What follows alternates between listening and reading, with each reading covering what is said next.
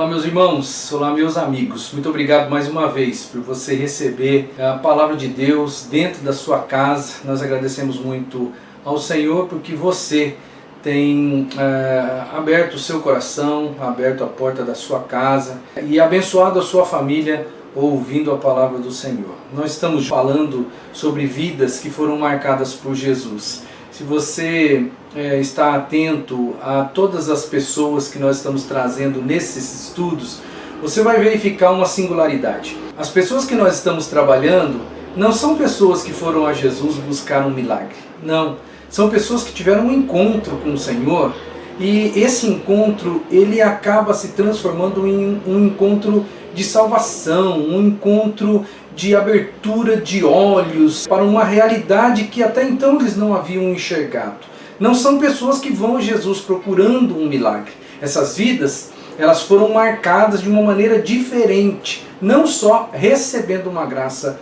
do nosso Senhor Jesus Cristo. Hoje, eu quero ver com você mais duas vidas que foram marcadas por Jesus no livro de Lucas, no capítulo 24, nos versos 13 em diante. Gostaria que você desse uma lidinha lá com muita calma no texto e depois nós vamos continuar essa explanação da palavra do Senhor para o seu coração. A Bíblia diz que estes dois homens que muito provavelmente eram discípulos de Jesus, seguidores de Jesus, conheciam Jesus. Agora, depois do episódio da crucificação, a narrativa ela se dá num domingo da ressurreição de Jesus, e neste domingo, provavelmente depois das 9 horas da manhã, depois das 10 da manhã, ou na parte da tarde, esse texto ele é narrado dentro deste cenário. Bom, o texto vai dizer que os dois estavam indo para Emaús. Talvez eles eram habitantes de Emaús e estavam retornando para suas casas. A palavra de Deus vai dizer o seguinte, que naquele mesmo dia, ou seja, no domingo da ressurreição de Cristo, dois deles estavam indo para um povoado chamado Emaús, a 11 quilômetros de Jerusalém. No caminho, conversavam a respeito de tudo o que havia acontecido. E olha o que eles disseram, e com base naquilo que eles disseram para Jesus, eu quero aqui embasar o título deste dia da mensagem para o seu coração. Nós esperávamos que era Ele quem iria trazer a redenção a Israel. E hoje é o terceiro dia desde que tudo isso aconteceu. Você percebeu aqui um certo desalento quando essas pessoas, um deles se dirige a Jesus e disse, olha, nós esperávamos. Por isso, eu quero pensar com você hoje sobre a temática de que os dois haviam perdido a esperança. E eu quero pensar, refletir um pouco com você nesse cenário todo e ver o que aconteceu e como Jesus marcou a vida dessas duas pessoas. O texto vai mostrar pra gente que Jesus, ele acaba reacendendo essa esperança que fica implícita que os dois haviam perdido. Jesus entra em cena e quando ele entra em cena, ele traz de novo esperança para o coração daquelas duas pessoas. E agora eu já quero começar a falar ao seu coração. Você também está desesperançoso? Também existem coisas difíceis na sua vida hoje que fizeram de uma maneira conjunta com que você perdesse a esperança no reino de Deus, perdesse a esperança na igreja, perdesse a esperança na sua família, perdesse a esperança em algum contexto. Eu quero deixar claro para você, tudo isso que eu vou colocar aqui hoje só tem um motivo. A minha motivação é mostrar para você que quando Jesus entra na nossa vida, Ele marca a nossa vida, e uma das coisas que Jesus faz conosco de verdade, Ele reacende a esperança nos nossos corações. Então essa foi a grande marca. Jesus reacendeu a esperança no coração daquelas duas pessoas, daqueles dois seguidores. Bom, por que eles perderam a esperança? Vamos dar uma olhadinha no texto e você vai observar por que eles chegaram neste momento da vida desesperançosos, cabisbaixos, voltando, fazendo um retorno para casa totalmente abatidos, espiritualmente, fisicamente, emocionalmente. Você vai perceber que todos os pontos que eu vou colocar aqui são 4 pontos que eu vou dizer para você por que eles perderam a esperança. E esses 4 pontos, eles são um efeito cascata. Começa e vai progredindo essa situação ruim, é um processo ruim que eles estão vivendo, e você vai perceber que essa desesperança ela não aconteceu do nada, foi um processo que foi acontecendo na vida dessas pessoas, desses dois seguidores de Jesus. Primeira coisa, por que eles perderam a esperança? Porque eles ouviam o que Jesus falava, mas eles não assimilavam o ensino de Jesus. Aqui eu não estou me referindo a este momento aqui da narrativa de Lucas capítulo 24, não. Esses dois eram seguidores de Jesus. Como seguidores de Jesus, talvez, eles estivessem sentados, ouvindo as mensagens, as palavras de Cristo durante muito tempo na vida deles. Nós não sabemos como foi a vida pregressa dessas duas pessoas, mas é muito provável que eles haviam sido ensinados por Jesus em várias outras ocasiões. No entanto, o enredo do texto mostra para mim que eles, apesar de ouvirem os ensinamentos de Jesus, ouvirem as pregações de Jesus, eles não assimilaram o ensino verdadeiro que Jesus estava passando para eles. Você vai observar no verso 19 que eles têm Jesus como um grande profeta. Foi isso que eles falam para Jesus quando no decorrer do percurso ali, no decorrer da conversa. A ideia que eles têm de Jesus já começa por aí. É uma ideia errada. Porque para eles, Jesus é um grande profeta. Você lembra que Jesus um dia chegou para os discípulos, para os apóstolos e perguntou: quem vocês pensam que eu sou? O povo aí diz o que a respeito de mim? E quem vocês pensam que eu sou? Pedro, o apóstolo Pedro, vira para Jesus e diz: tu és o Cristo, o Filho do Deus vivo. Olha só o nível de intimidade que Pedro já tinha com Cristo, ao ponto de conseguir enxergar em Jesus quem ele era de verdade. Cristo, o Filho do Deus vivo. No entanto, para estes dois aqui que estão ao caminho de Emaús, para esses dois, quem é Jesus? Jesus é apenas um profeta, não o Filho do Deus vivo.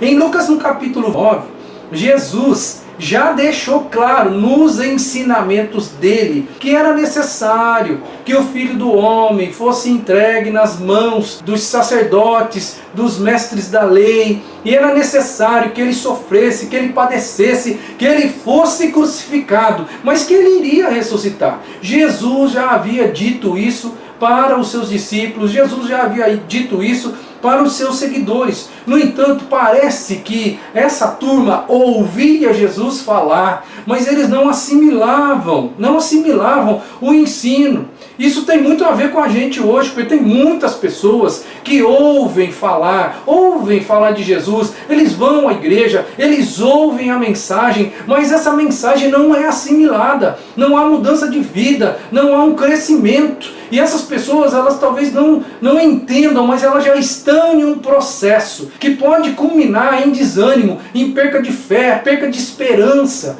Essas pessoas talvez não percebam, mas é importantíssimo assimilar o ensino da palavra de Deus, a vontade de Deus, aquilo que de verdade Ele quer que a gente aprenda, não só que a gente ouça com os nossos ouvidos. Não é à toa que a Bíblia diz: aquele que tem ouvidos para ouvir, ouça o que o Espírito Santo diz à igreja. Portanto, é necessário, já num primeiro momento aqui, eu quero deixar claro para o seu coração, é necessário muito mais do que ouvir uma pregação, muito mais do que entender intelectualmente uma mensagem. É importante assimilar isso no coração, trazer da mente para o coração, e isso vai de verdade mesmo transformar a sua vida. Dentro do texto que a gente leu, no texto inicial deste ponto aqui, você vai perceber que, e eu quero fazer um link já com o segundo ponto, você vai perceber que eles disseram assim: nós esperávamos que fosse Ele, Jesus, quem redimisse Israel. Em João capítulo 18, no versículo 36, Jesus, nos ensinamentos dele, já havia dito para as pessoas, para os seus seguidores, para os seus apóstolos: o meu reino não é deste mundo. Vocês são deste mundo, mas eu não sou deste mundo. As pessoas aqui são deste mundo, mas eu não sou deste mundo. O meu reino não é deste mundo. Aonde estavam essas duas pessoas aqui que não ouviram essa palavra de Jesus? Porque eles ainda estavam esperando um libertador político para Israel. É por isso que eles dizem, olha, nós esperávamos que fosse ele quem iria redimir, e hoje já faz 3 dias e nada aconteceu. Eu quero já fazer um link com o segundo ponto, porque dentro desta ideia que eles têm na cabeça, aí, lembra que eu estou falando aqui que é um efeito cascata. Eles têm essa ideia errada, e essa ideia puxa a segunda coisa aqui, por que eles perdem a esperança ou vão perdendo a esperança com o decorrer do percurso. Eles estavam decepcionados com expectativas não alcançadas. Eles tinham a ideia de que Jesus iria, de verdade mesmo, assumir o trono de Israel. Na cabeça deles, eles tinham um conceito já das escrituras de Moisés, de Deuteronômio, no capítulo 18, de que um dia haveria alguém que restabeleceria, digamos assim, o reino, que seria um interlocutor entre Deus e os homens, mas que seria um rei da linhagem de Davi para restabelecer o trono de Davi em Judá, em Jerusalém. Então eles estavam esperando um líder muito mais político do que um líder espiritual. Na cabeça deles, Jesus iria ser um líder tão grande que iria aniquilar o poder dos romanos, cujos quais estavam ali e dominavam sobre toda a Palestina, inclusive sobre Jerusalém e toda a Judéia. Então, na cabeça dessas pessoas, eles tinham expectativas que não foram alcançadas, mas essas expectativas eram do coração deles. Essas expectativas não eram e nunca foram projeto de Deus de verdade. E Jesus nunca disse isso para nenhum dos seus seguidores. Muito pelo contrário, ele afirmou que o reino dele não era deste mundo, e sim do reino de Deus. A terceira coisa que, no meu modo de entender, ainda é efeito cascata. Ou seja, primeiro, eles ouvem o que Jesus prega, mas não assimilam a mensagem. Segundo, eles ficam decepcionados, porque eles não assimilam a mensagem, não aprendem algo de verdade mesmo do coração de Jesus para eles. Eles ficam decepcionados porque as expectativas deles não acontecem. E terceiro, como as expectativas não acontecem de uma maneira clara e objetiva, isso acontece com todo mundo, comigo, com você, eles ficam profundamente tristes. O verso 17 diz, ele lhes perguntou, sobre o que vocês estão discutindo enquanto caminham?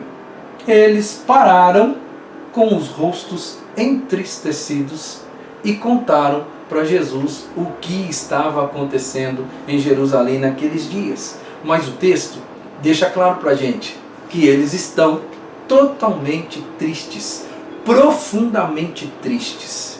Olha, a tristeza, ela não é à toa, ela é fruto dos 2 passos anteriores que eu já disse para você.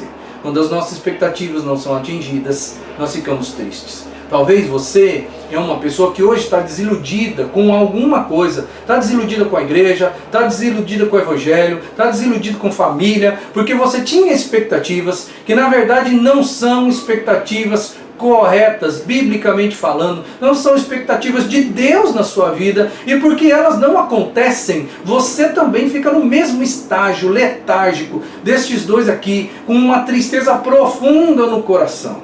E quando nós chegamos nesse estágio de tristeza profunda, o outro estágio, ele é muito fácil de nós chegarmos nele, que é o que? Eles perderam a visão espiritual deles e perderam a fé. Porque o fato deles saírem, deixarem Jerusalém e voltar ou pegar o caminho para Emaús, é como se eles estivessem deixando claro e evidente, olha, nós não temos mais nada para fazer aqui em Jerusalém. Jesus havia dito que no 3º dia ele ressuscitaria. No entanto, eles pura e simplesmente voltaram talvez para as suas vidas. Eu quero ler um texto aqui que é muito importante para você perceber que eles perderam a visão espiritual de tudo, das coisas espirituais, e também perderam a fé. Os versos 16, verso 22 até o 24 diz o seguinte: mas os olhos deles foram impedidos de reconhecê-lo. Algumas das mulheres entre nós nos deram um susto hoje. Isso aqui é palavra dos dois, falando para Jesus o que aconteceu. Olha só, algumas das mulheres entre nós nos deram um susto hoje. Foram de manhã bem cedo ao sepulcro e não acharam o corpo dele. Voltaram e nos contaram que tinham tido uma visão de anjos, que disseram que ele está vivo. Alguns dos nossos companheiros foram ao sepulcro e encontraram tudo exatamente como as mulheres tinham dito, mas não o viram. É verdade, eles disseram, que algumas mulheres foram até o sepulcro e elas disseram que viram anjos. Estes dois têm essa notícia nesse dia. E você percebeu que eles não levam em consideração essa notícia? As mulheres disseram para eles que tiveram uma visão de anjo na tumba onde Jesus estava. E isso não foi suficiente para que eles chegassem a uma conclusão espiritual. Os olhos deles, isso mostra para mim de uma maneira muito clara, que os olhos deles, espiritualmente falando, estavam totalmente fechados. Eles já não conseguiam enxergar e nem mesmo algo totalmente sobrenatural que estava sendo contado para eles. Ah, mas foi as mulheres que contaram isso. Talvez na cabeça deles pensaram, não vamos dar muito crédito para essas mulheres. Mas o texto continua dizendo que também é verdade que alguns dos nossos, e quando ele está se referindo a alguns dos nossos, ele está falando a respeito dos apóstolos, Pedro e João, que também foram ao sepulcro. E encontraram tudo do mesmo jeito que as mulheres disseram que estava, mas não viram o corpo de Cristo, não viram Jesus. Então para eles estão com a mente, espiritualmente falando, fechada, esse processo, ele está praticamente instaurado, essa cascata de situações faz com que eles percam totalmente a fé, e mesmo que os seus irmãos digam para eles, algo sobrenatural está acontecendo, os anjos apareceram para nós, isso para eles, ele não tem sentido, não fez diferença alguma.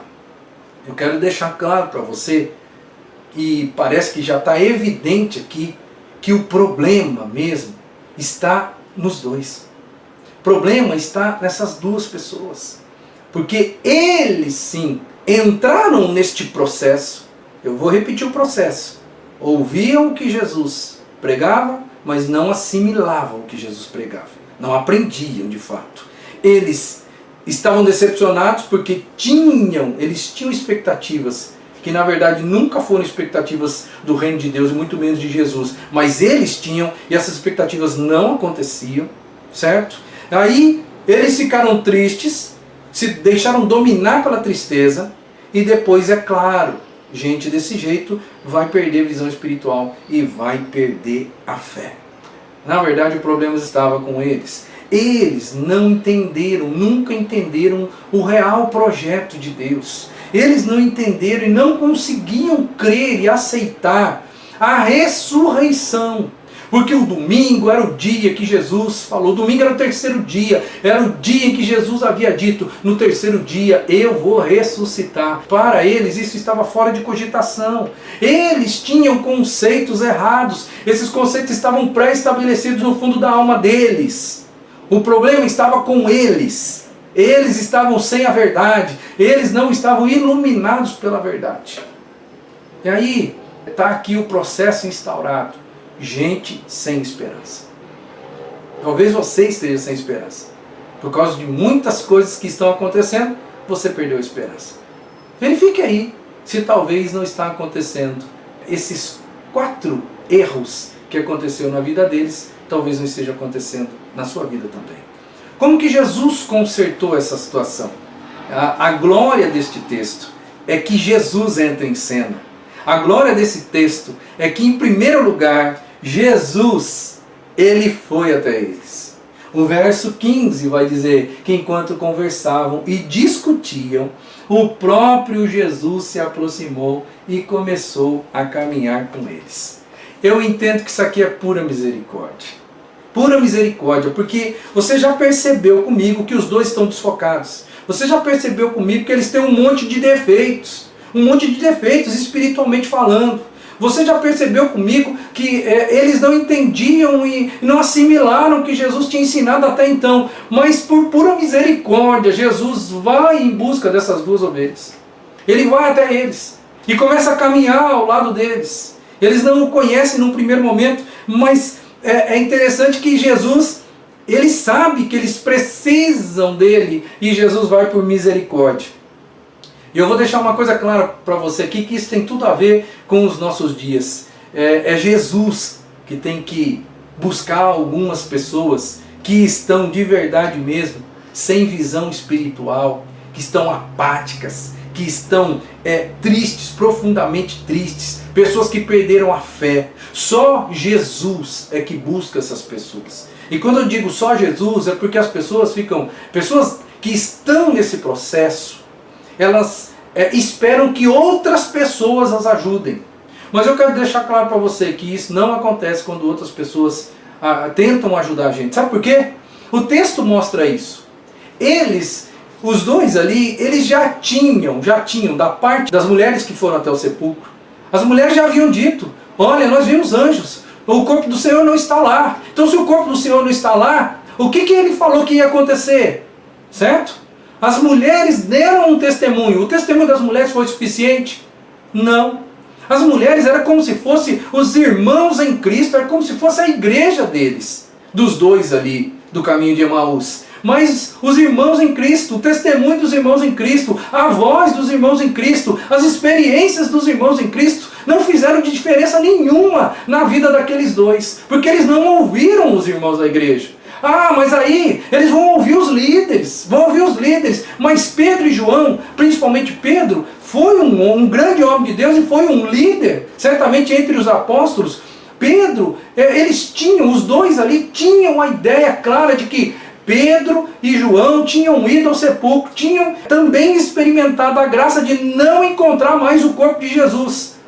Deram testemunho disso, mas para esses dois aqui de Emaús também não foi suficiente. É por isso que só Jesus pode mudar o cenário da vida de algumas pessoas, porque os homens não conseguem. O pastor da sua igreja não consegue mudar o seu coração. Os líderes da igreja não conseguem mudar o seu coração. Os irmãos da igreja não conseguem mudar o seu coração. Quando você entra num estágio de perder a fé, de estar triste, estar cego espiritualmente, você precisa clamar: Senhor, eu preciso do Senhor. Fala comigo. Como que Deus fala conosco? Deus fala conosco através da sua palavra. Vai para a Bíblia, irmão. Vai para a Bíblia, vai olhar aquilo que está escrito na palavra. Deixe Deus falar com você de uma forma pessoal. Porque os intermediários, assim como os intermediários não resolveram o problema desses dois, não resolverão o seu problema. Você precisa clamar a Deus na sua oração dizendo assim: Senhor, vem me buscar. Senhor, por favor, tenha misericórdia de mim e vem me buscar. Venha o Senhor me convencer. Jesus foi até eles.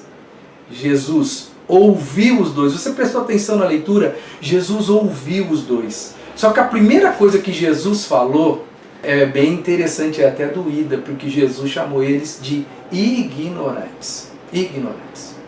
E aí, com esse link, eu quero ir para a segunda etapa. O que Jesus fez para trazer esperança no coração dessas duas pessoas? Jesus os convenceu através da palavra. O verso 27 vai dizer: começando por Moisés e todos os profetas, explicou-lhes o que constava a respeito dele em todas as Escrituras. A primeira palavra que Jesus vai direcionar para os dois, depois de ouvi-los, está no verso 25, e ele chama ele de nécios, duros de coração. É engraçado, ele escuta com carinho, com misericórdia, mas antes de começar a se aprofundar aqui na palavra, a primeira palavra que eles ouvem é: vocês são ignorantes. Então eu quero deixar claro uma coisa para você aqui, que Jesus, ele escuta a gente. Jesus, ele até aceita as nossas queixas, mas ele não concorda com muita coisa que a gente está fazendo. Jesus não concorda com os nossos pensamentos às vezes. Tem muitas pessoas que têm a sua verdade, assim como esses dois discípulos tinham. Eles tinham uma verdade na alma. Eles achavam que Jesus ia instaurar um reino terreno. Eles não conseguiam assimilar direito o plano de redenção de Jesus para Israel. Eles tinham as verdades deles. E essas verdades estavam enraigadas neles. E essas verdades nunca se concluíram de fato. E eles ficaram tristes porque as expectativas nunca foram alcançadas. E Jesus chega para eles e diz: olha, vocês são ignorantes. Jesus diz: olha, eu não concordo com as verdades que vocês têm na cabeça, porque essas verdades suas, elas não são as minhas verdades. Muitas pessoas hoje, nos dias de hoje, têm as suas verdades, as suas. E Jesus, de uma forma muito misericordiosa, Ele também vai chegar para a gente e dizer assim: você está errado. Olha, não é do jeito que você pensa que é. Você tem uma verdade no seu coração, que na verdade não é a minha verdade. Jesus, então, Ele não se furta em dizer: vocês estão ignorantes com relação à verdade. E aí o texto vai dizer que Jesus passa para eles um ensinamento profundo. Esse verso deixa claro, Jesus ele pega o Antigo Testamento, que é a Bíblia que eles têm, de Moisés até os profetas, e ele vai explicando tudo acerca do reino de Deus, acerca do Messias, do enviado de Deus para a redenção de Israel. E Jesus vai deixando claro para eles o que é a verdade, o que a Bíblia de fato dizia acerca do Messias. 11 quilômetros de estrada. A gente não sabe em que momento desse percurso Jesus interpela os dois no caminho. Mas 11 quilômetros dá mais ou menos aí perto, entre 2 e 3 horas de caminhada. Eu não sei quanto tempo esse ensinamento aconteceu, mas eu quero crer de uma forma firme de que eles ouviram muito tempo Jesus falando, foi um ensino profundo da parte de Cristo. E lá no versículo 32, lá no final, eles vão falar assim, um para o outro: não nos queimava o coração quando nós ouvíamos Ele dizendo acerca das coisas do reino para nós? Não nos queimava o coração nesse instante? Eles conseguiram assimilar algo que era a verdade, não a verdade deles. E isso começou a restabelecer a esperança no coração dessas pessoas. O próximo passo foi um passo que eles deram, e esse passo também ajudou a corrigir este processo que eles estão vivendo. Eles não interromperam o processo de aprendizado. Jesus, no decorrer do percurso ali, a gente não sabe quanto tempo, mas Jesus foi falando. Quando chegou no lugar onde eles iam parar, os dois iam parar, Jesus fez com que ia adiante. E eles disseram assim: não, fica com a gente. Nós precisamos aprender um pouco mais. Nós não queremos ficar aqui só na superficialidade, não. Nós já aprendemos muitas coisas, mas eu preciso aprender mais. Eles não interrompem esse processo. O texto vai dizer: eles insistiram muito com ele: fique conosco, pois a noite já vem e o dia já está quase findando. Então ele entrou para ficar com eles.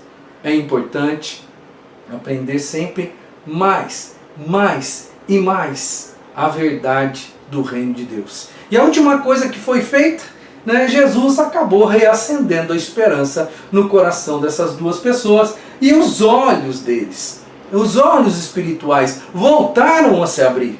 Olha o texto, os versos 30 e 31. Então os olhos deles foram abertos e o reconheceram, e ele desapareceu da vista dos dois. Você percebe aqui que Jesus vai até essas pessoas. Ele chega até lá por misericórdia. Ele ouve as pessoas com carinho, mas ele repreende eles, dizendo: vocês estão errados. Vocês colocaram algumas ideias na cabeça, vocês na verdade estão ignorantes quanto ao plano de redenção do Senhor. Ele convence eles através de um estudo mais profundo da palavra, e eles querem aprender um pouco mais ainda, porque quando a gente começa a aprender a verdade ela inspira a gente a querer mais. É por isso que eu sempre, nunca vou perder uma oportunidade sequer na minha vida de aprender mais acerca de Cristo. E depois então os olhos são abertos ou reabertos no caso desses dois, a esperança retorna. quando este processo inverso acaba acontecendo. Quero terminar essa palavra para o seu coração. Imediatamente, o texto diz que esses dois foram reanimados. Eles foram reanimados, ganharam novas forças, e essas forças, eu penso que foram forças, num primeiro momento, forças espirituais, e também junto vieram forças emocionais, porque eles estavam tristes e agora não estão mais. A esperança reacendeu na alma dessas duas pessoas, e isso também proporcionou a eles força física. Então eu entendo que quando Jesus restabelece a esperança no nosso coração, nós somos novas pessoas de uma maneira completa, espiritual, emocional e física. Porque o texto vai dizer que naquela mesma hora, de forma imediata, eles refizeram o caminho. Eles voltaram. O texto vai dizer que já era, muito provavelmente era noite. Eles refizeram o caminho para Jerusalém, 11 quilômetros, andando, caminhando à noite. O verso 33 deixa claro essa ideia para nós. Como resultado, um resultado final, Jesus, ele corrige aquele processo inicial, aquele efeito cascata que fez com que eles ficassem apáticos, cegos espiritualmente e totalmente desesperançosos. Jesus, ele quebra isso. Jesus, ele corrige esse processo. Como é que ele faz isso? Eles acabaram assimilando, através do ensino de Jesus, o verdadeiro ensino sobre o Cristo, ou seja, sobre o Messias. Eles acabam descobrindo, com aquele estudo que Jesus deu para eles ali naquela caminhada, que o Messias era algo diferente daquilo que eles esperavam.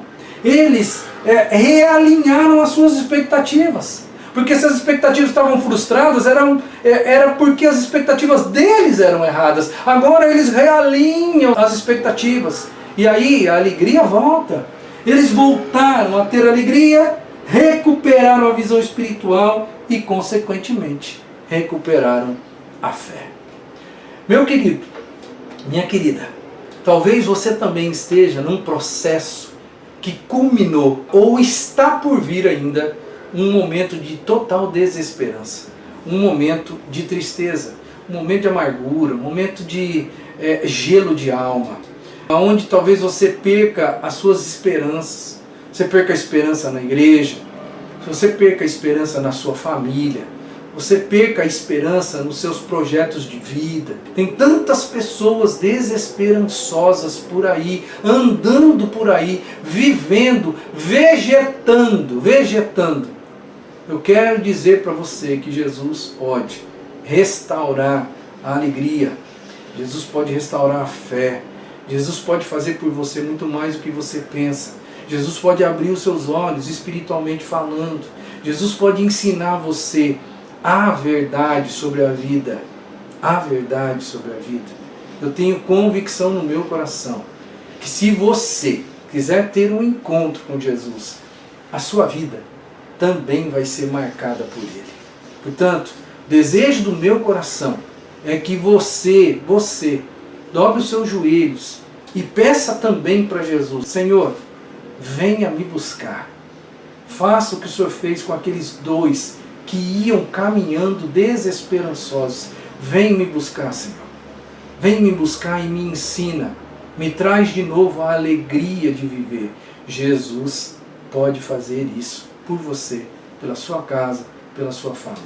Que em nome de Cristo você seja motivado pelas palavras que você ouviu nesse instante e que você também tenha um encontro genuíno, transformador e marcante com esse Senhor da sua vida, chamado Jesus Cristo. Deus abençoe você, que Deus abençoe sua casa, que Deus te dê proteção nesse tempo difícil, que a sua semana seja abençoada e muito abençoada em nome de Jesus.